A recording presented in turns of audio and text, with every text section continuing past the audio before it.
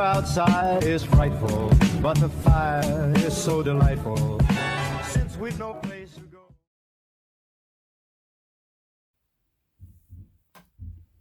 Hello everyone, it's Denise at Something Beautiful Handcrafts, and I have gotten the ribber off and I am set up to do the heel. To me, the heel is it's the easier part. It's easier to me than the ribber is. It's pretty straightforward. For the sake of saying I was going to go through the whole thing, I'm going to go through the meatier parts of this, but for the most part, it's the same heel as my other video with the heel. I'm using a short row heel. And I've explained before that I use a short row heel pretty much because it's the same heel I would use if I was knitting by hand. So when I looked at heel definitions, and this one was explained to me, it was really easy for me to understand it.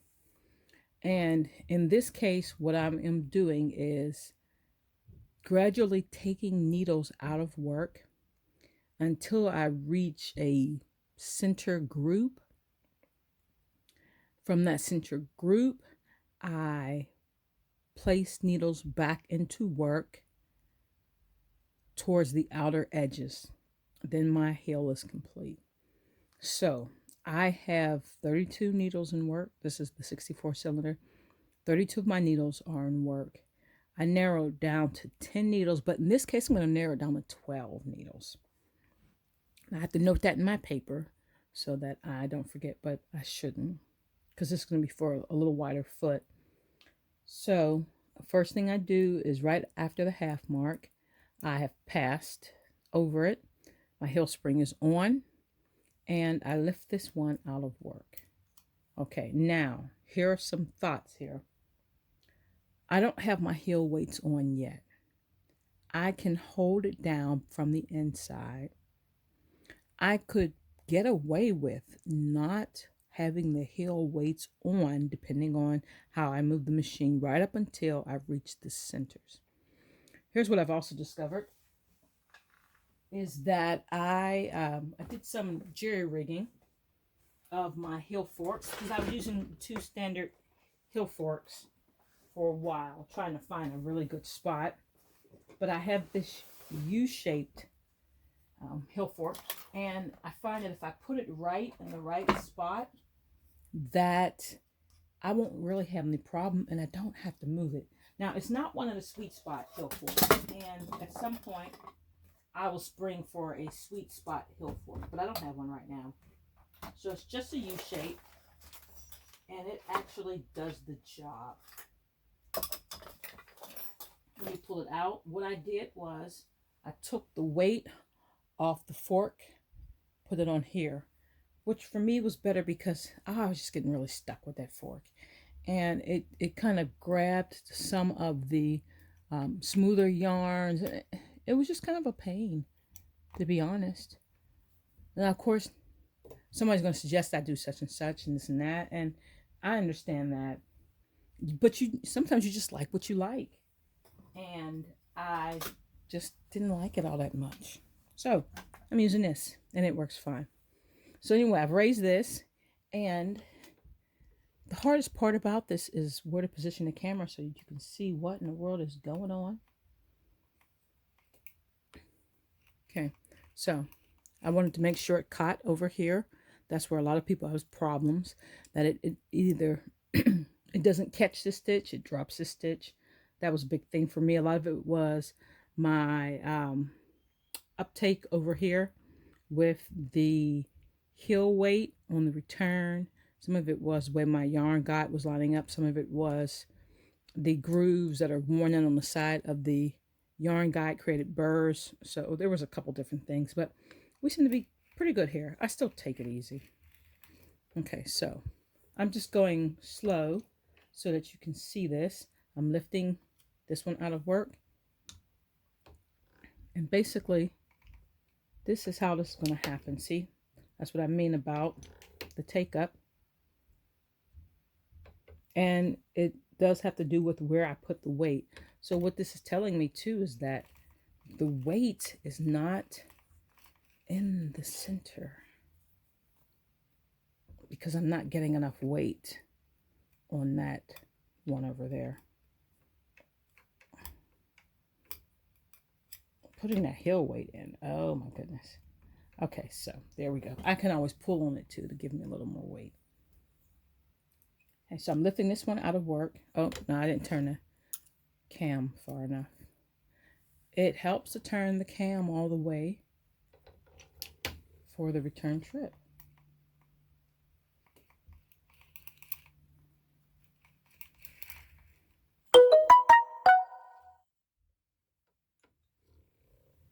It also helps to turn your notifications off.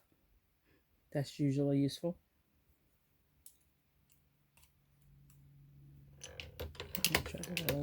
Okay, so basically, this is how this is going to go. And of course, it doesn't want to behave now. I'm recording. Had no problem before. I've got a little extra play here.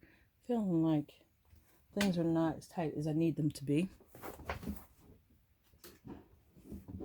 Okay, so anyway, that's basically what's going to happen all the way up till I get to the center. So, so I don't bore you to death, I'm going to go ahead until I get to the middle. Then I'll show you the reverse process. Okay, so I did say I was just going to crank, but I decided to put the other weight on because for the gauge I'm using, I need more weight. So I'm hooking here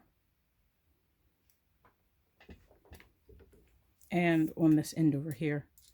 And I was looking at that through the camera and trying to figure out why it made it seem like there was so much junk going on in the background of this picture. There's really not much over there except for the setup for the resin dye. I'm like, boy, it looks like a lot of clutter.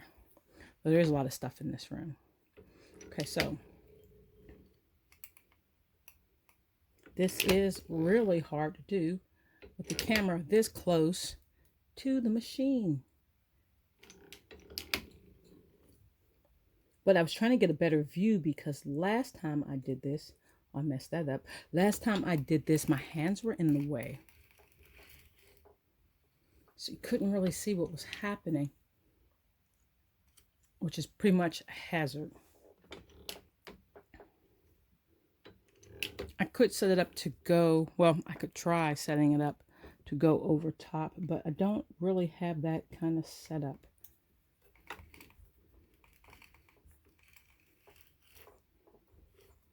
Okay, I think that's enough for that now. Now that's kind of making sense. You can tell you need more weight if you're cranking and the knitting starts to rise. And if you don't have enough weight, they will not latch on properly.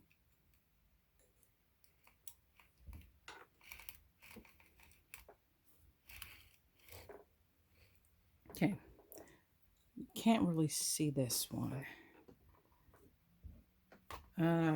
Well, over on this one right here, the needle, that's like really out of focus.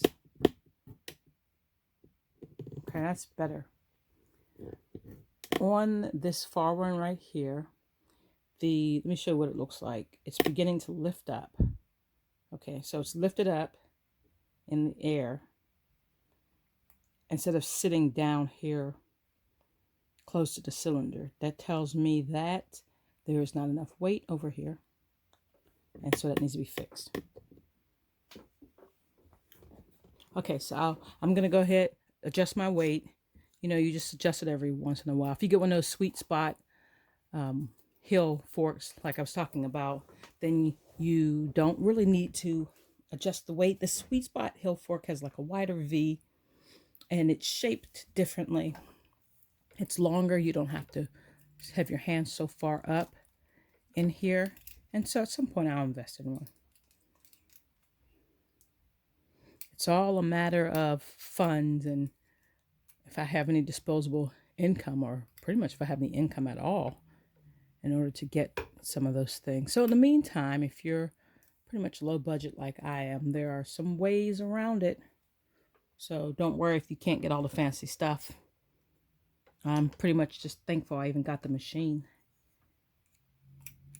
And so I make do. Okay, so wow, this is like really close up. Okay, this is the point where I'm moving the other direction. Like I said, it really didn't take any long. It was like 3 minutes. But I do find this really hard to do and get good shots if I am with my hands all in front of the camera. It'd be a whole different, thing if somebody else was filming this too. Okay, so anyway, now I have 12 here in the heel part. And so here's what I would normally do. I would put down 2. So I just push down 2 with my finger. Then I would bring this over top of, that's the working yarn end, over top of the needles. Make sure your latches are open or it's going to be very disappointing on the return trip. And then here we go for the return trip, right? I did adjust my weights, but I'm going to hold this down just in case.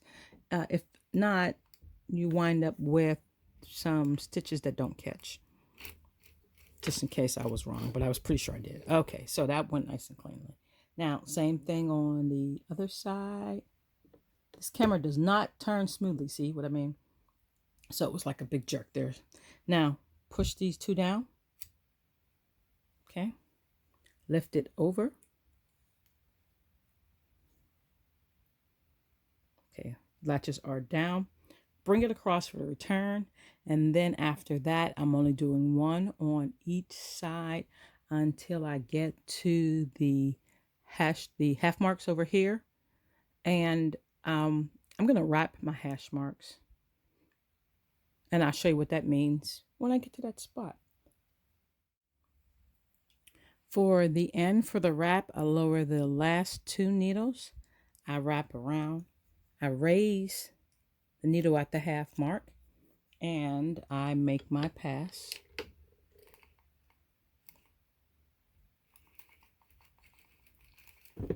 Ooh, sorry about that, hit the camera.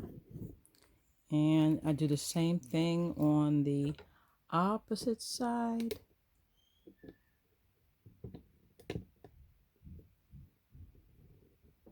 Lower the 2 needles. Oh, first you gotta push them. There we go.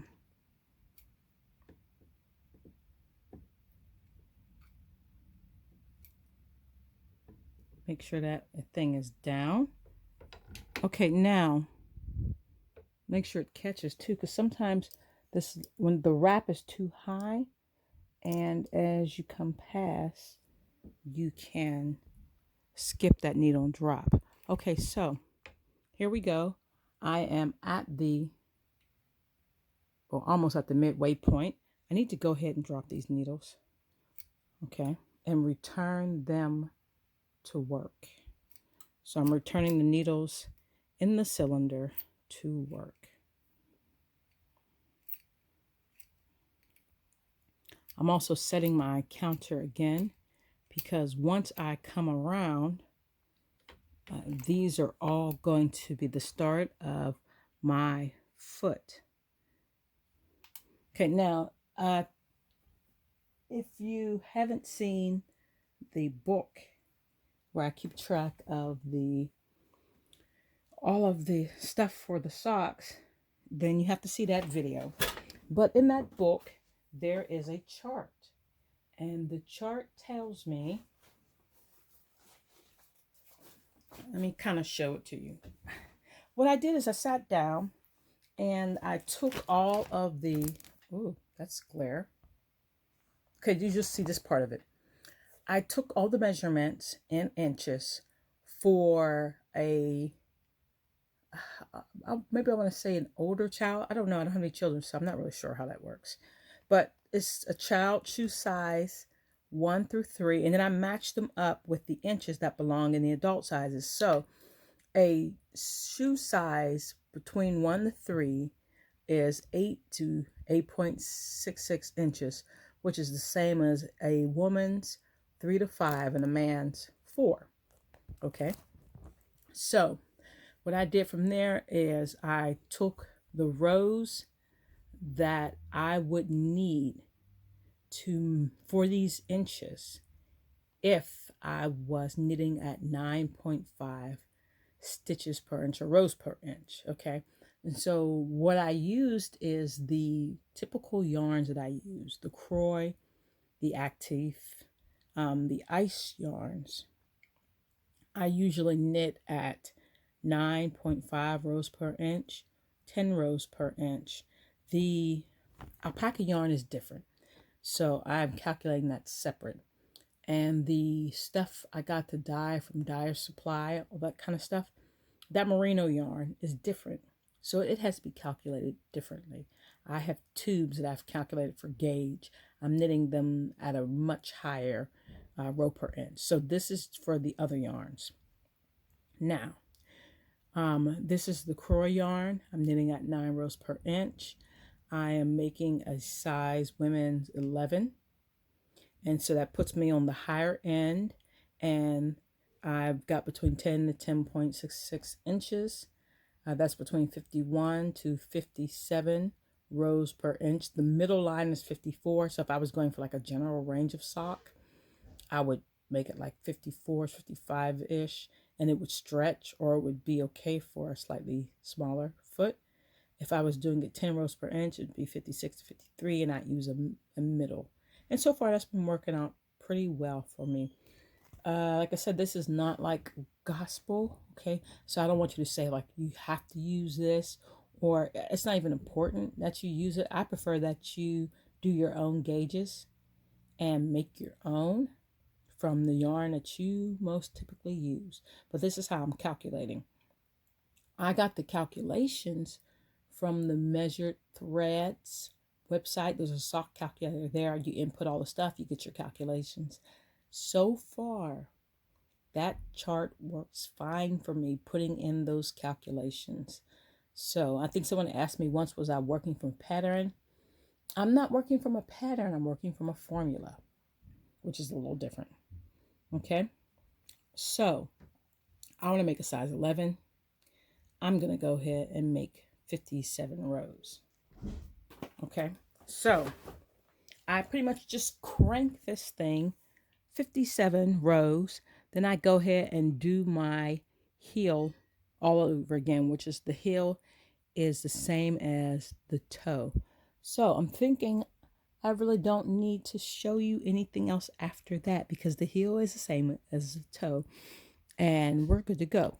So I'm going to end this particular set of videos. See, that didn't take that long. And on starting tomorrow, I will start spinning. Thanks a lot. Have a great day.